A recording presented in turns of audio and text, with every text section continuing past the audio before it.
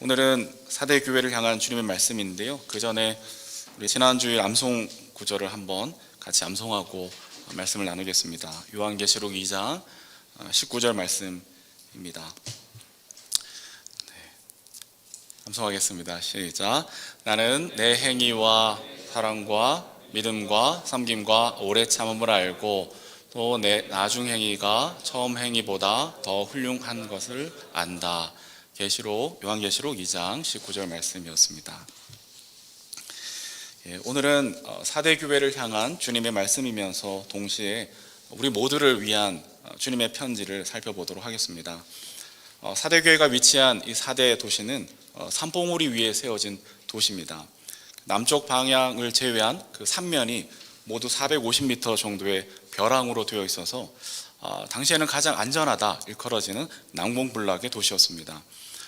도시를 관통하는 강이 있었는데 거기서 금이 채취되었고 그래서 경제적으로 꽤 부유했다고 합니다. 그러나 페르시아의 고레스의 침공으로 BC 546년에 한번 함락되었고 또 BC 218년에 와서는 안티오코스 3세에게 함락이 되었습니다. 공교롭게도 두 번 다 이 난공불락의 도시가 기습 공격에 의해서 함락되었다고 합니다. 그래서 3절에 보면 주님이 임하실 때에는 어느 때에 올지 알지 못하는 도둑같이 온다라고 하셨는데 아마 사대 도시는 이런 도적 같은 기습 공격으로 망했던 것이고 또 사대 교회는 이 말씀을 들을 때 그것이 어떤 의미를 가졌는지를 아마 체감했었을 것 같습니다. 사대에도 다름없이 아우스구스트 황제를 위한 신전과 제단이 있었고 또 금광, 또 상업, 또 모직 산업으로 아주 유명한 도시였습니다. 인구 규모는 한 10만 명에 이르렀다고 하는데 당시로서는 꽤 큰 도시였다고 볼 수가 있겠죠. 사대 도시는 한때는 에베소와 견주고 그 에베소를 넘어서서 소아시아를 넘어 세계에서 가장 큰 도시 중에 하나라고 알려졌지만 이런 잦은 외부의 침략으로 인해서 계시록에 쓰여지는 당시에는 그 과거의 영화만 간직한 그런 도시로 전락했다고 합니다. 그래서 여러 제국에게 자주 침략을 받은 이유는 금광산업이 있었고 또 상업활동이 활발하게 일어났고 또 지정학적으로도 그 난공불락의 도시라는 것이 잦은 침공의 이유였습니다. 그러다 보니까 경제적으로는 부유함에도 불구하고 이 마음 깊은 곳에서는 언제 외부에서 침략할지 모르는 그런 불안 심리가 있었고 또 이것이 결국 종교적인 열망으로 많이 표출되었습니다. 이 지역에도 다른 도시들처럼 황제 숭배와 우상 숭배가 활발했는데 특이한 것은 아직까지는 다른 지역에 비해서 그리스도인들에 대한 박해와 핍박이 거의 없었다, 별로 없었다라고 해요. 그래서 이에 대해 어떤 학자들은 아마도 이 사대 도시의 종교적 열망이 다신교를 추구하는 가운데 그리스도교도 그 중에 하나라고 여겨서 포용했기 때문이 아닐까. 따라서 교회에도 이 종교적 열망을 분출하고자 찾아오는 이들이 많이 포함되었을 것이라고 봅니다. 이제 사대 교회를 향한 주님의 메시지를 살펴볼 텐데요. 2절에 보면 하나님의 일곱 영과 일곱 별을 가지신 분이신 주님이 말씀하신다. 여기서 하나님의 일곱 영은 요한계시록 1장 4절에 보면 보좌 앞에 있는 일곱 영을 이제 일컫는 것인데 그것은 성령을 말씀합니다. 그래서 삼위일체 하나님 중에 성령을 일컬 때 요한계시록에서는 일곱 영 이렇게 자주 표현을 합니다.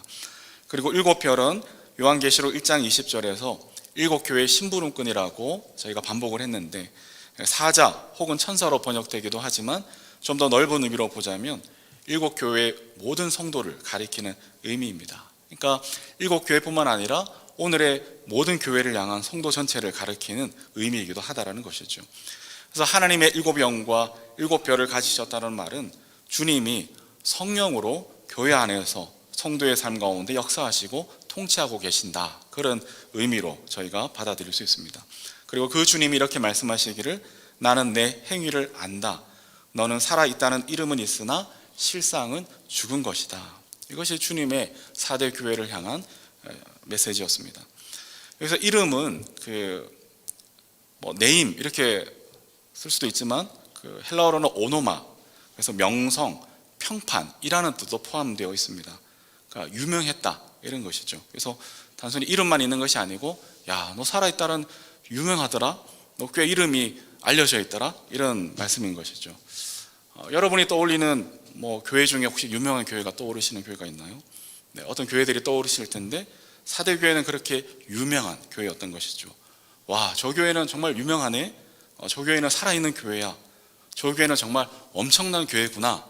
이런 유명세가 소아시아 전역에 아마 펼쳐져 있었고, 그래서 부러움을 한 몸에 받았던 교회였던 것 같습니다. 어려운 이 이방 문화 시기에 가시적 성장을 경험하는 교회였기에 주님도 이 사대교회 유명세를 잘 아시고는 너는 살아있는 이름을 가지고 있구나, 이렇게 말씀하고 계십니다. 그러나 이것은 결코 칭찬이 아닌 것이 이어지는 말 속에서 확인합니다. 너는 살아있다는 이름은 있으나 실상은 죽은 것이다.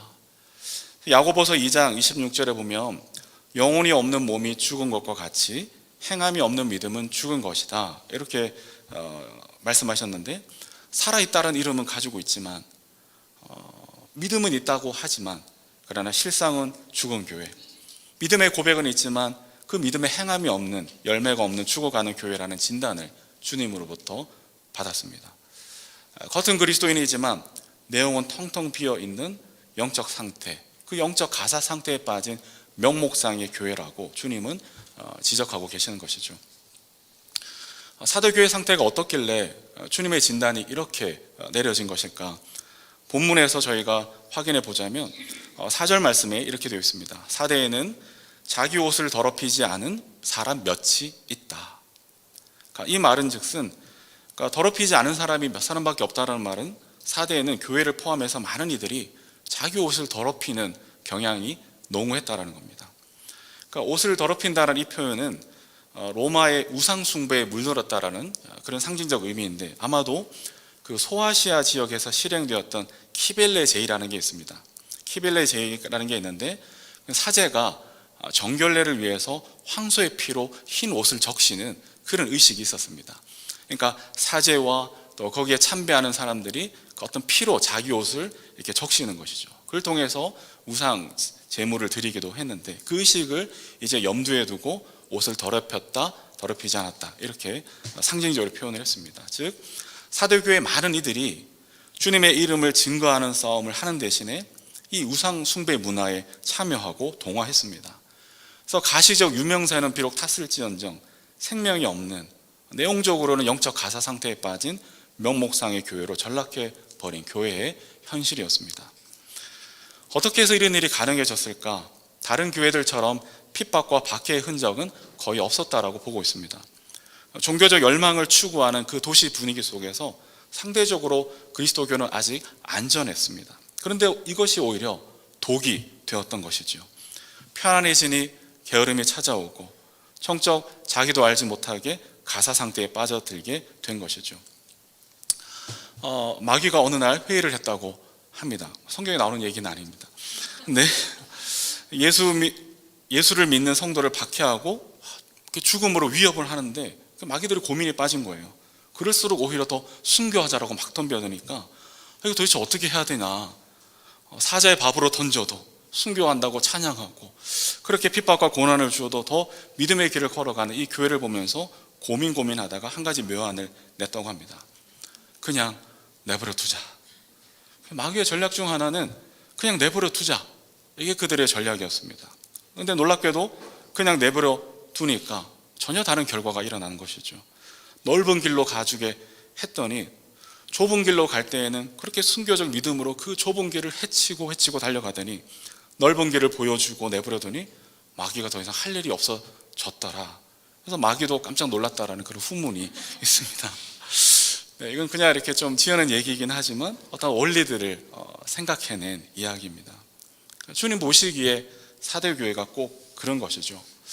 상대적으로 편안하고 또 상대적으로 안전하다고 생각되니 오히려 자발적으로 황제 숭배 문화에 참여해서 황소의 피로 자기 옷을 더럽히는 일들이 이 사대교회 안에 일어났다는 것이죠. 로마의 우상 숭배 문화에 잘 적응해서 거기에서 나오는 경제적 이득을 취하고 또 넉넉하게 세상 속에서 살아갈 수 있지 않겠느냐. 그래서 그리스도인이라는 이름은 가졌고 유명세를 탔지만 이방 문화에 이처럼 자발적으로 동화되어 옷을 더럽히다 보니 이름은 가졌으나 실상은 죽은 교회라는 주님의 무서운 질책을 받게 되었습니다.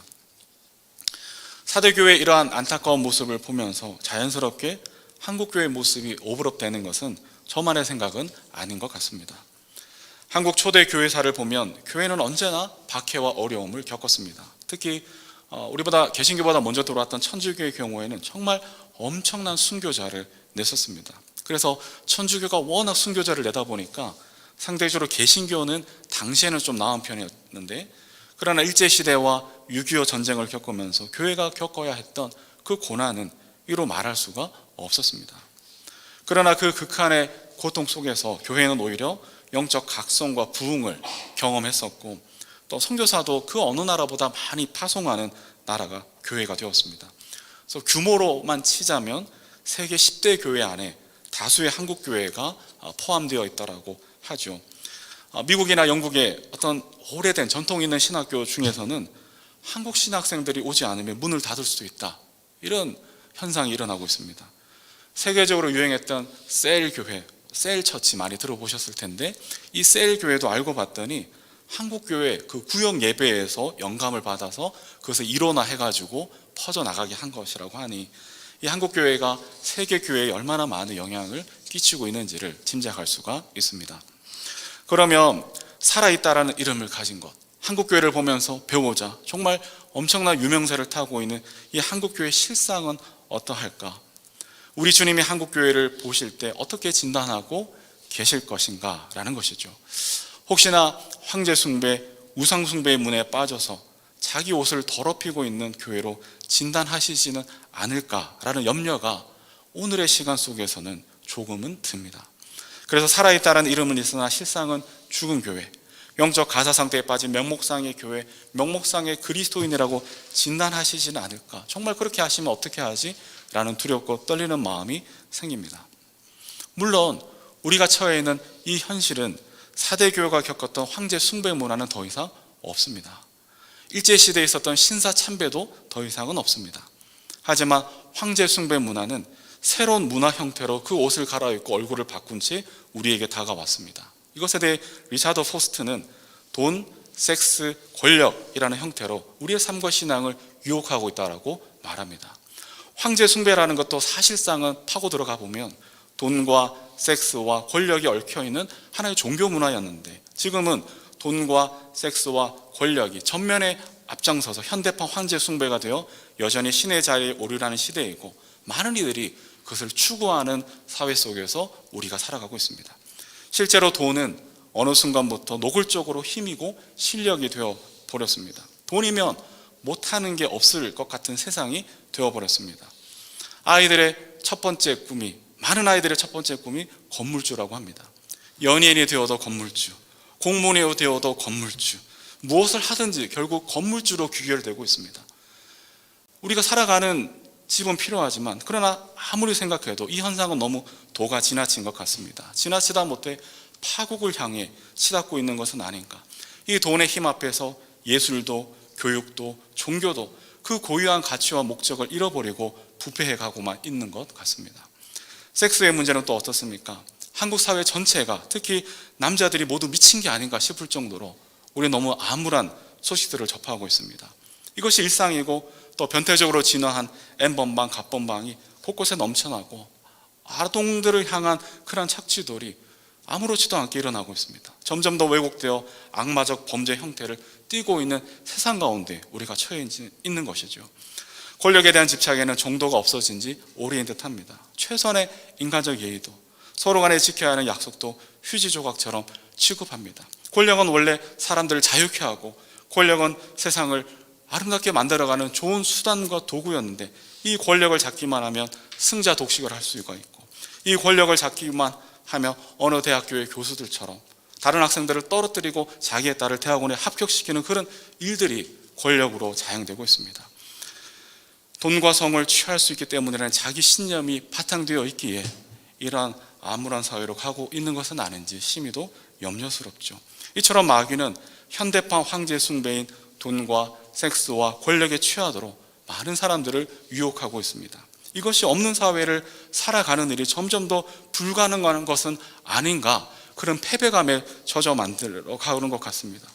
이러한 세대 속에서 과연 한국교회는 새로운 우상, 즉 돈과 섹스와 권력으로 더러워지지 않고 그리스도의 흰 옷을 입고 살아가고 있는가? 우리 스스로 자문해 보아야 하는 것이죠. 만일 주님이 우리를 진단하신다면 4대 교회보다 더 나은 성적표를 받을 수 있을 것인가? 이것을 날마다 우리 스스로에게 물어보아야 합니다. 현대판 환제의 숭배인 돈과 섹스와 권력으로 그 옷이 더러워진 교회, 살아있다라는 이름은 가지고 있으나 실상은 죽은 교회, 일주일 내내 교회로 살아가는 일에 실패한 교회라는 평가를 주님으로부터 받게 된다면, 그래서 너무나 가슴 아픈 일이 되고야 말 것이고 돌이킬 수 없는 일이 되어버릴 것입니다. 정말 주님이 4대 교회처럼 우리를 진단하시게 되면 우리는 도대체 어떻게 해야만 하는 것일까요?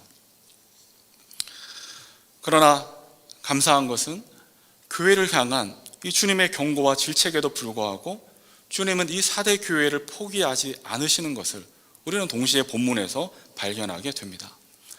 4대 교회는 참 다른 교회와 달리 칭찬거리가 거의 보이지 않는 그런 교회였습니다. 그럼에도 이 4대 교회를 포기하지 않으시고 버리지 않으시고 그 교회가 다시 살아날 길을 제시하는 것을 우리는 본문에서 확인합니다. 그러면 4대 교회와 오늘 우리를 향한 주님의 처방은 무엇일까요? 2절에 보면 깨어나라, 이것이 주님의 첫 번째 처방이라고 믿습니다. 영어로 wake up, 일어나라, 깨어나라. 영적 가사 상태에 빠져 잠들고 있는 교회를 향한 주님의 긴박한 명령입니다. 깨어나라, 잠에서 깨어나라. 마태복음 25장 13절에 보니까 주님은 이것에 대해 이미 말씀하신 적이 있습니다. 그러므로 깨어 있어라, 너희는 그날과 그 시간을 알지 못하기 때문이다. 일어나라고 하십니다. 주님의 오심은 도적같이 임하실 것이니 만일 잠을 자고 있으면 마치 어리석은 그 여인들과 같이 슬피 울며 이를 갈게 될 것이다라고 주님은 진작에 이 땅에 살아가시는 동안 경고해 주셨습니다.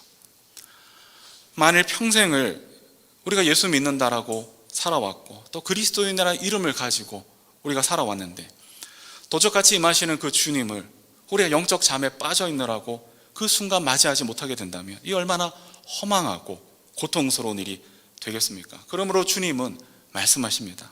깨어나라, 잠에서 일어나라, 긴박하게 명령하십니다.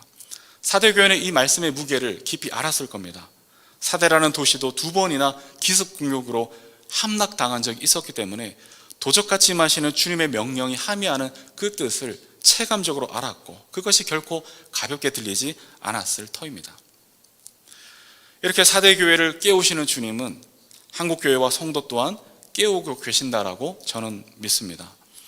특별히 요즘 우리의 기도 제목 중에 코로나19가 빠지질 않습니다. 이 코로나19와 또 그로 인한 영향들은 한편으로는 저는 한국교회를 잠자는 교회들을 깨우시는 주님의 손길이라고 저는 분명히 생각합니다. 얼마 전에 TV 뉴스를 보다가 깜짝 놀랐습니다. 그 뉴스의 내용이 그 작은 교회 몇 군데를 취재하는 내용이었는데 코로나19로 인해서 그 어려움을 겪는 작은 교회들을 취재하는 내용이었습니다. 근데 코로나19로 인해서 사람들이 오지 못하니 헌금이 줄어서 교회 운영이 너무 힘들다라고 하소연하는 목사님들의 인터뷰를 내보내는 그런 뉴스였습니다. 그러면서 마지막에는 그 비어있는 헌금통을 카메라로 클로즈업해서 보여주는 거예요. 여러분 어떤 느낌이 드십니까? 저는 아무리 좋게 생각해도 교회에 대한 호의적인 방송이 아니다 싶었습니다. 그리고 제 마음에는 모욕감까지 느꼈습니다. 마치 세상의 눈으로 보기에는 교회가 소상공업자처럼 보여지게 하는 의도로 밖에는 저는 생각되지 않았습니다.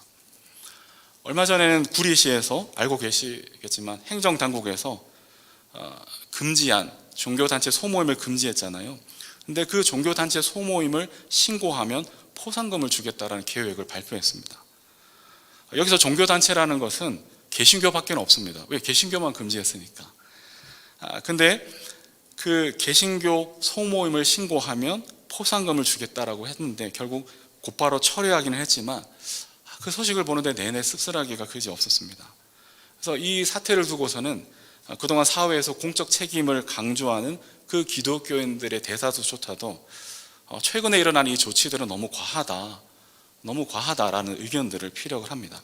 왜 이러는 것일까? 거기에는 여러 가지 이유도 있고 또 우리가 납득할 수 있는 이유들도 많이 있지만, 그러나 혹시나 교회에 대한 과도한 조치를 내려도 여론이 반대하지 않아서인가? 교회에 대한 과도한 조치를 내려도 오히려 교회를 욕하는 댓글이 더 많이 달리기 때문인가? 그렇게까지 이제 막 저 혼자 피해의식이 발동을 하며 속이 상하고 분노가 막 일어나기도 합니다. 근데 저는 한편으로는 이 문제를 가지고 또 기도하고 말씀을 묵상하면서, 한편으로는 교회를 향하여 깨어나라, 일어나라 하시는 주님의 음성이 담겨져 있다라고 점점 더 생각하게 되었습니다. 지금은 비가 온다면 비를 맞을 때라는 것이죠.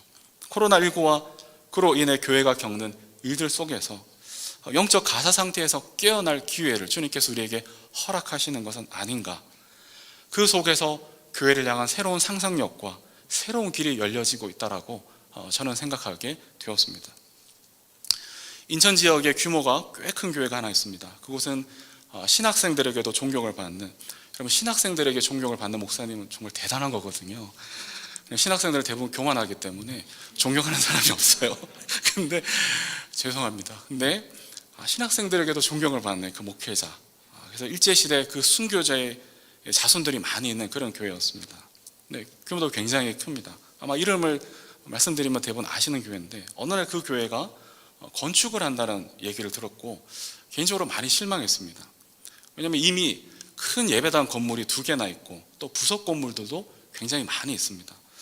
근데 어떤 비전센터라는 명목으로 건축을 한다고 하니 내부 사정을 제가 상세히는 모르지만 이미 다수의 부동산을 소유한 교회의 비전이 또 하나의 건축이라는 것으로 연결되는 게 저는 너무 개인적으로 안타까웠습니다. 다른 상상력을 발휘할 수는 없는 것일까? 그런데요, 이 코로나19가 장기화되면서 교회가 어떤 결정을 내렸다라고 해요. 건축을 백지화하기로 했답니다. 그리고 그동안 건축을 위해서 상당히 적지 않은 그 금액을 모았는데, 그 전액을 코로나19로 인해서 어려움을 겪는 주변 상인들과 주민들에게 그 건축원금 전액을 다 나눠주기로 했다는 거예요. 그야말로 보이지 않는 성전 건축을 한 것이죠. 물론 어떤 이들에게는 이것이 그냥 낭비처럼 보일지도 모르겠습니다. 차라리 가시적인 기념비를 세우는 게, 또 눈에 보이는 어떤 박물관이나 역사관을 세우는 게 더 좋아 보일 수도 있었겠죠. 그러나 그런 선택을 하는 대신에 다른 결정을 내렸습니다. 어떻게 이것이 가능했을까? 저는 코로나19가 새로운 공간을, 새로운 여지를 상상하게 해주었고 믿음 안에서 새로운 발상의 전환을 가져오게 했다라고 저는 생각합니다. 코로나19를 통해서 돈이 교회의 미래를 결정하는 것이 아니고 하나님의 뜻이 교회의 미래를 결정하게 만드는 그런 교회로 탈바꿈되어졌다라고 저는 생각하게 되었습니다. 코로나19 이후의 교회에 대해서 많은 이들이, 또 교회 성장학자들이 부정적인 결과를 예측하기도 합니다. 물론 지금의 형식은 완전히 달라지거나 상당 부분 변화되어질 수 있다고 생각하지만 저는 본질은 결코 변하지 않고 오히려 더 깊어질 것이라고 마음에 기대하고 있습니다. 우리가 전쟁통에도 예배를 드렸다라는 말을 했는데, 이 말은 주일 성수에만 한정되지는 않을 겁니다. 어떤 어려움과 고난 속에서도 교회는 항상 개혁되어 여기까지 왔습니다. 그 뜻이 더 크다라고 저는 생각합니다. 교회가 망한다고 아우성 쳤던 때가 지금뿐이었겠습니까?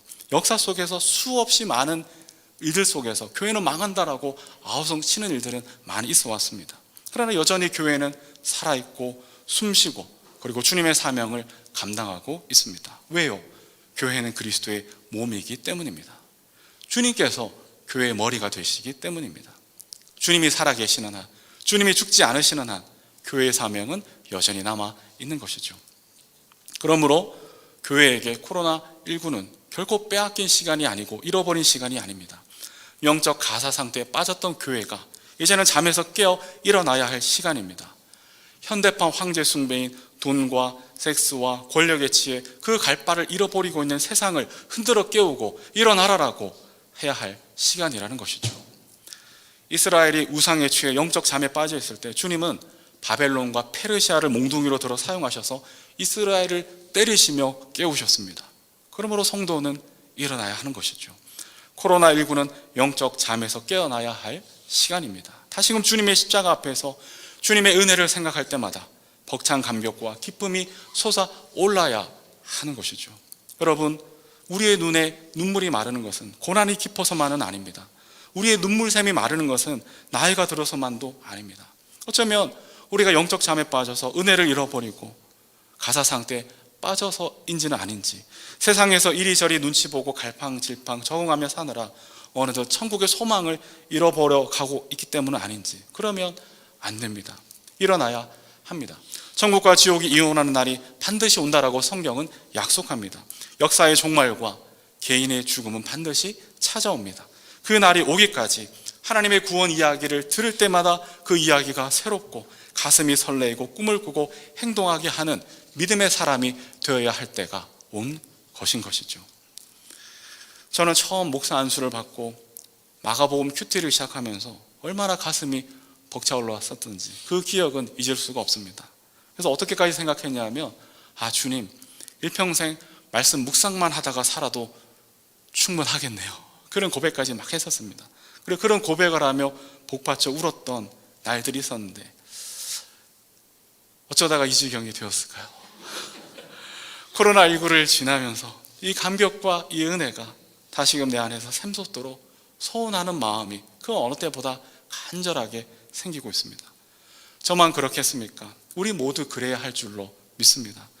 주님의 사랑에 목이 메어야 사랑으로 소문나는 교회가 가능하지 않을까요? 주님의 십자가 은혜가 감격스러워야 일주일 내내 교회로 살아가는 일이 자연스러워지지 않겠습니까? 4대 교회를 흔들어 깨우시는 주님이 오늘 한국교회의 성도를 깨우고 계십니다. 그 주님의 깨우심 앞에서 벌떡 일어나 다시금 사명을 향하여 힘차게 달려가는 우리 모두가 되시기를 주님의 이름으로 축복합니다. 두 번째는 4대 교회에 주시는 주님의 처방은 성경을 읽는 겁니다. 지금 3주째 이 말씀에 대해서 함께 나누고 있는데요. 이때 읽는다라는 표현은 단지 문자를 해독하는 것 이상의 의미입니다. 눈으로만 보는 것이 아니고 온몸과 전인격으로 말씀에 반응해야 된다라는 의미이죠. 이에 대해 3절 전반부에 보니까 그러므로 내가 그 가르침을 어떻게 받고 어떻게 들었는지를 되새겨서 굳게 지키고 회개하여라. 즉 성경을 읽는 것은 되새기고 지키고 회개하는 전인격적 반응이어야 합니다. 영어로 보면 remember, obey, 순종하라, and repent, 그리고 회개하여라. 성경을 읽는 것은 되새기고 순종하고 회개하는 전인격적인 반응을 수반합니다. 성경을 읽는 것이 4대 교회를 향한 주님의 처방인 까닭은 사람은 떡으로만 살지 않고 하나님의 입에서 나오는 말씀으로 사는 존재이기 때문입니다.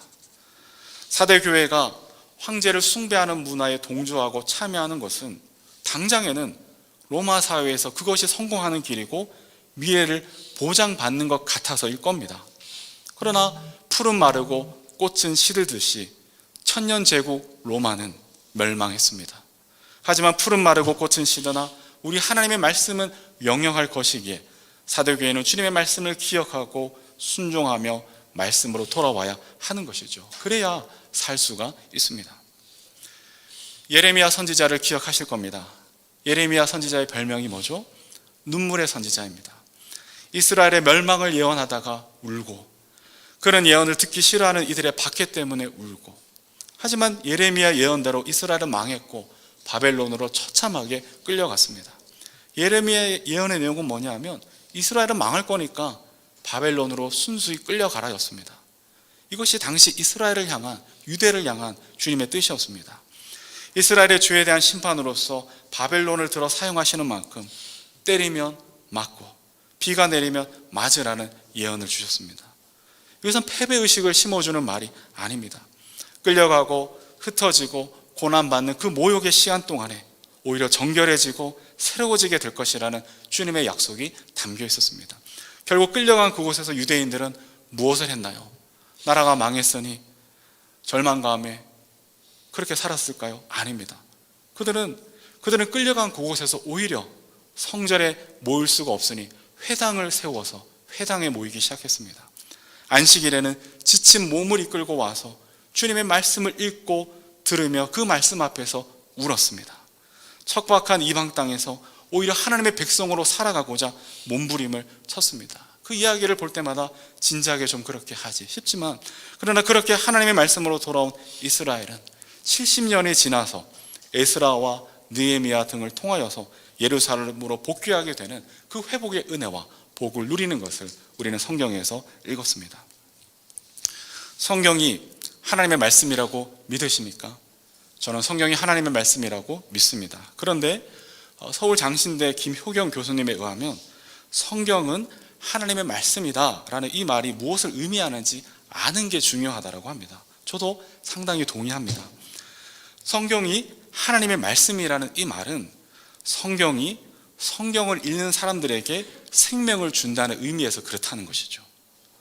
성경은 하나님이 인간의 역사 속에 어떻게 들어오셨는지, 그리고 그 인간은 어떻게 하나님 앞에 반응했는지를 보여주는, 성경 그것을 보여준다는 겁니다. 그래서 하나님의 역사 속에 들어온 그 하나님이 원하는 반응을 한 사람들은 구원을 얻고 생명에 이르게 된다.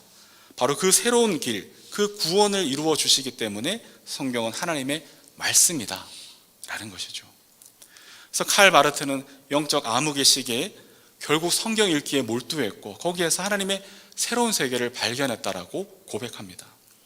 주님은 사대 교회를 향하여 주님의 가르침, 이 주의 말씀을 기억하고 지키고 회개하라고 합니다. 이것이 오늘 우리가 성경을 읽어야 하는 이유이고 주님의 두 번째 처방인 것이죠.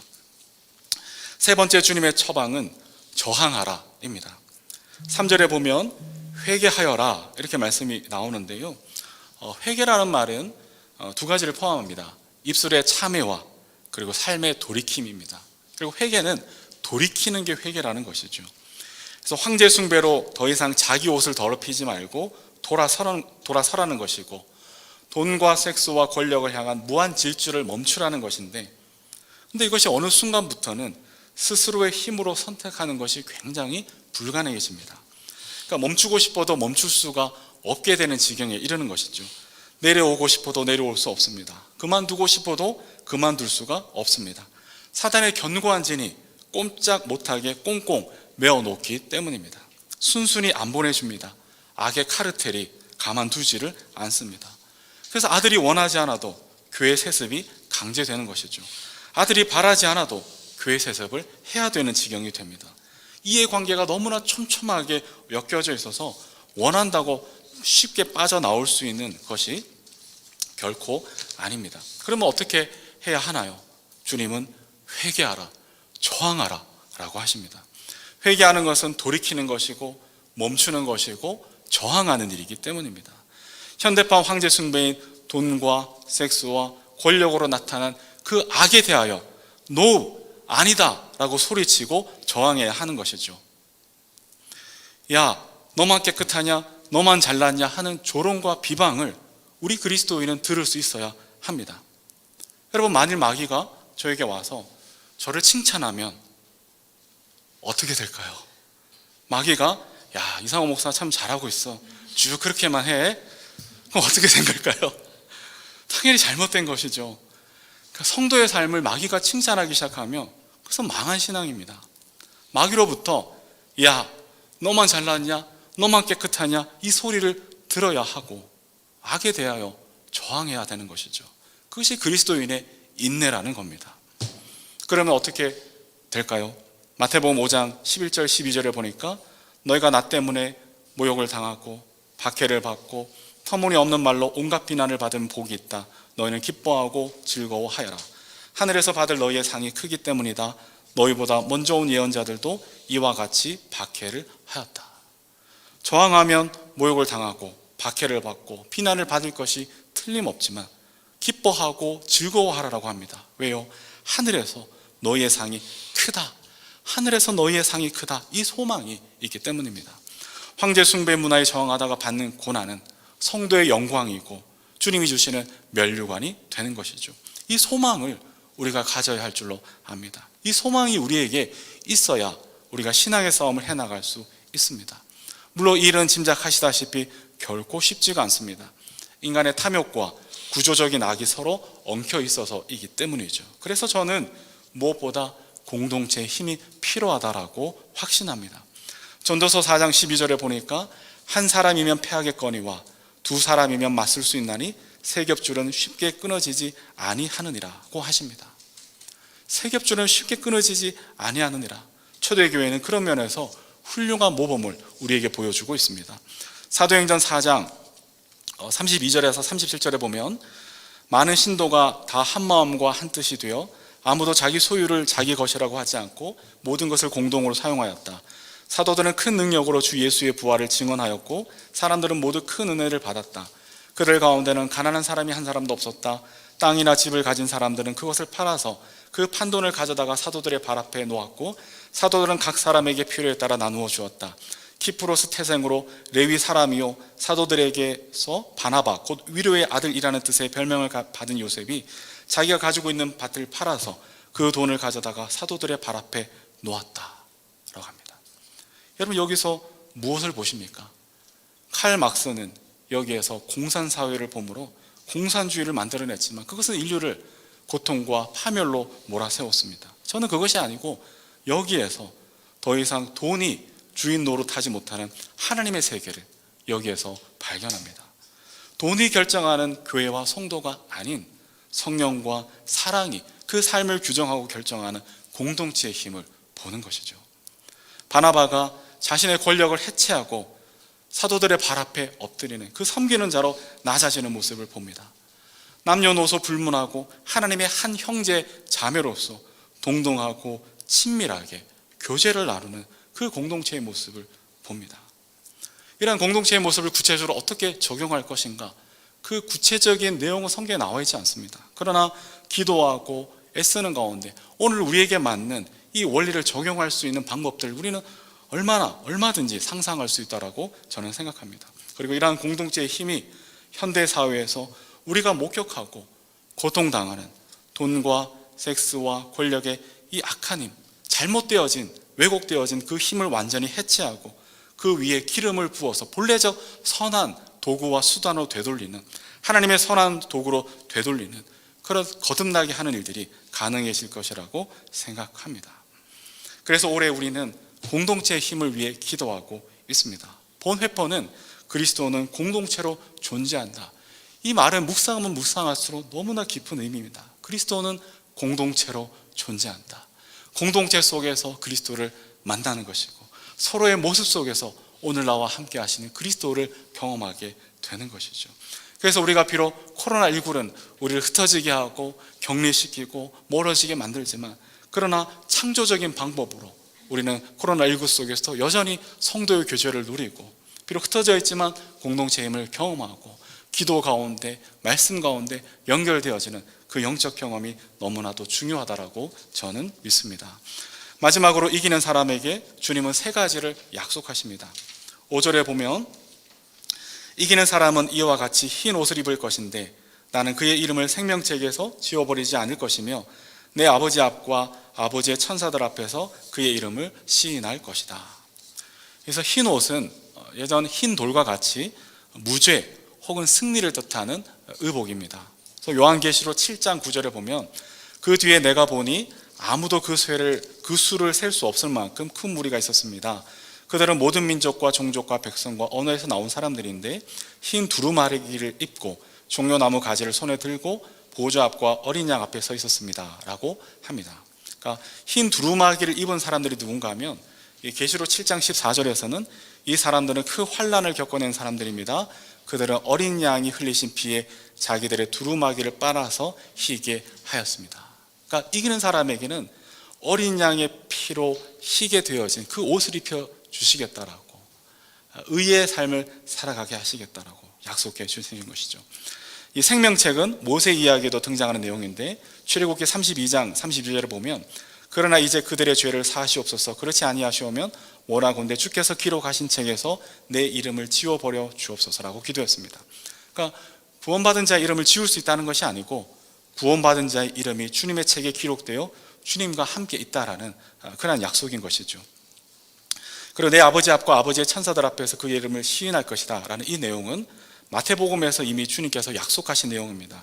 그래서 마태복음 10장 28절에 보면 몸은 죽여도 영혼은 능히 죽이지 못하는 자들을 두려워하지 말고 오직 몸과 영혼을 능히 지옥에 멸하실 수 있는 이를 두려워하라 라고 하시면서 32절 33절에서는 누구든지 사람 앞에서 나를 시인하면 나도 하늘에 계신 내 아버지 앞에서 그를 시인할 것이요 누구든지 사람 앞에서 나를 부인하면 나도 하늘에 계신 내 아버지 앞에서 그를 부인하리라 라고 하셨습니다.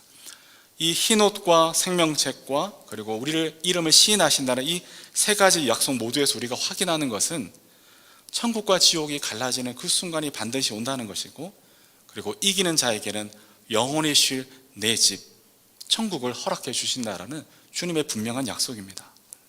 현대판 황제 숭배인 돈과 섹스와 권력으로 얼룩진 이 세상에서의 왜곡된 문화를 거절하고 예수님이 주인 되시는 삶을 살아내는 자에게 주시는 주님의 약속입니다. 그리고 김하수 목사님은 벌써 그곳에 가 계신 줄로 우리는 믿음의 눈으로 생각합니다. 우리도 그곳에 가야 하지 않겠습니까? 7월에 책보고 수다에서 다룰 책이 천국과 지옥의 이혼입니다. 근데 그 책에 보면 천국으로 가는 버스가 있는데 주인공이 이렇게 묻습니다. 천국으로 가는 버스를 못 타는 사람들은 어떻게 하느냐? 주인공이 물어보니까 이렇게 답합니다. 타고 싶어 하는 사람은 다 타게 되어 있으니 걱정 말게. 그러니까 타고 싶은 사람은 다 탈 수 있다는 겁니다. 세상에는 딱 두 종류의 사람밖에 없어. 하나님께 당신의 뜻이 이루어지이다 라고 말하는 인간들과 하나님의 입에서 끝내 그래 내 뜻대로 되게 해주마 라는 말을 듣고야 마는 인간들. 지옥에 가는 자들은 전부 자기가 선택해서 거기 있게 된 걸세. 자발적인 선택이라는 게 없다면 지옥도 없을 게야. 진지하고도 끈질기게 기쁨을 갈망하는 영혼은 반드시 기쁨을 얻게 되어 있네. 이런 구절이 있습니다. 이 구절을 쭉 보면서 사랑하는 여러분, 우리는 무엇을 선택하고 계십니까? 날마다 무엇을 갈망하고 계십니까? 주님은 우리에게 선택의 여지들을, 기회들을 주고 계시는 것이죠. 생각해보면 죄는 내가 짓고 싶어서 짓는 것이 죄입니다. 아무리 그것이 어쩔 수 없다, 불가피하다 해도 결국 내가 사인을 하는 일입니다. 다시 말하면 그것은 정죄가 아닌, 판단이 아닌 죄와 싸워야 한다는 뜻이죠. 현대판 황제 숭배 문화에 저항해야 합니다. 이기는 자에게 약속하신 바로 그 천국, 흰옷이 입혀지고 생명책에 이름이 있으며 주님께서 반갑게 우리 이름을 불러주시고 맞아주시는 바로 그 천국을 소망하시기를 바랍니다. 우리 모두와 함께 천국에 입성해야 할 줄로 압니다. 이 땅에 임할 그 나라에 들어가야 할 줄로 압니다. 함께 손잡고 그 나라에 들어가야 하지 않겠습니까? 그러니 황제 숭배로 얼룩진 세상에 적응하는 대신 인내하고 저항하며 십자가의 길을 인내하며 걸어가는 믿음의 용사가 되시기를 바랍니다. 비록 세상에서 환난을 당할지언정 용기를 내십시오. 강하고 담대하십시오. 싸워서 이기십시오. 공동체의 힘을 믿으십시오. 세상을 이기신 주님이 세상 끝날까지 우리와 함께하고 계십니다. 이 시간 우리 함께 찬양 드리시고 기도 드리도록 하겠습니다. 주보 안쪽에 보면 세상의 유혹 시험이 함께 찬양이 있는데요, 우리 말씀을 생각하며 결단하며 함께 찬양하겠습니다.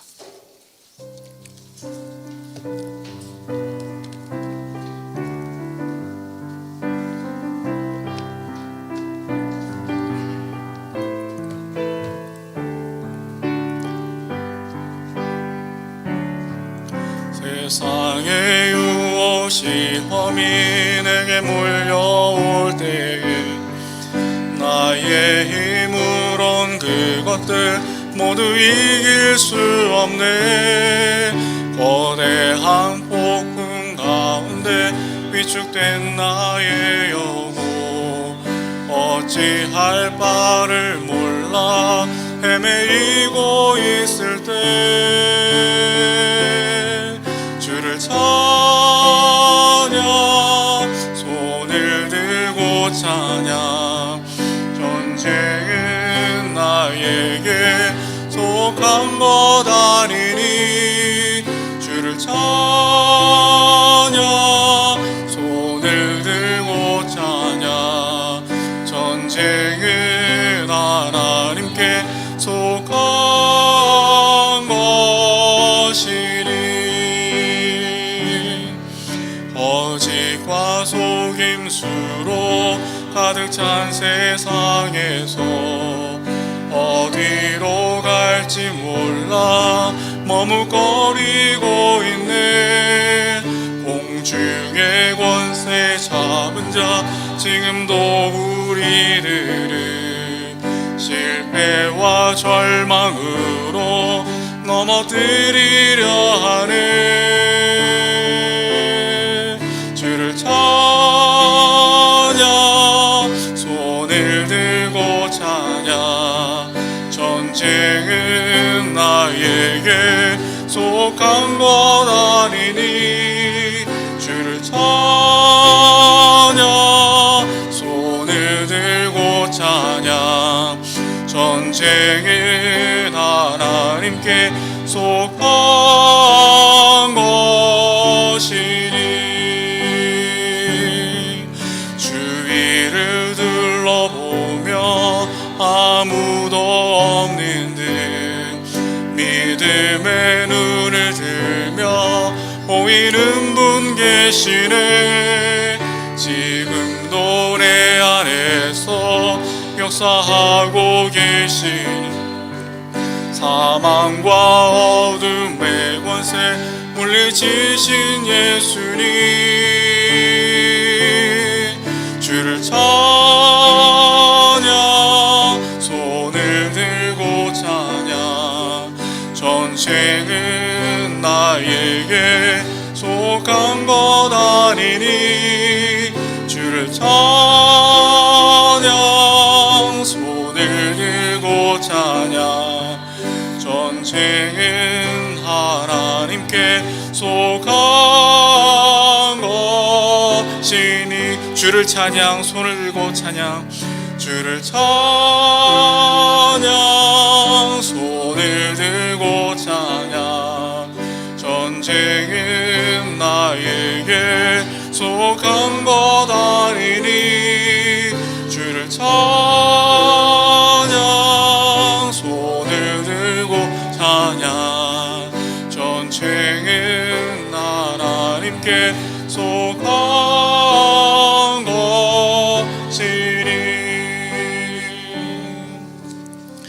말씀을 생각하시면서 함께 기도하실 때요, 우리에게 영적 분별과 지역을 달라고 기도하겠습니다. 현대판 황제 숭배인 돈과 섹스와 권력 가운데 세상이 취해가고 교회도 신화보라 그것을 구분하지 못하고 있을 때가 너무나 많이 있습니다. 그러나 하나님께서 우리를 흔들어 깨우고 계십니다. 일어나야 할 시간입니다. 세상의 소망과 빛이 될